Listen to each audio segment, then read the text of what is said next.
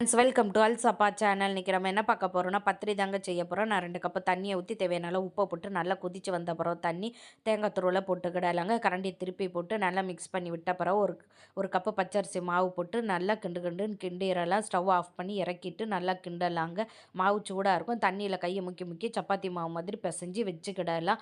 இனி சின்ன சின்ன உருண்டையாக பிடிச்சி எண்ணெயிலையும் கொஞ்சம் தடவி உருண்டை பிடிச்சதை நம்ம எல்லாம் ப்ரெஸ் பண்ணி எடுத்துக்கிடலாம். எவ்வளோ நைஸாக வந்திருக்குன்னு பார்த்தீங்களா? இனி தோசை கல்லில் எண்ணெயை தடவி பத்திரி எல்லாம் சுட்டு எடுத்துக்கிடலாங்க. பத்திரிக்கு மேலே நம்மளுக்கு புள்ளி புள்ளியாக ப்ரௌன் கலரில் வரும். வந்துட்டுனா நம்ம பத்திரி எல்லாம் ரெடி ஆகிட்டு எடுத்துக்கிடலாம். இன்னும் செகண்டும் இதே மாதிரி உருண்டை பிடிச்சி ப்ரெஸ் பண்ணி சுட்டு எடுத்துக்கிடலாங்க.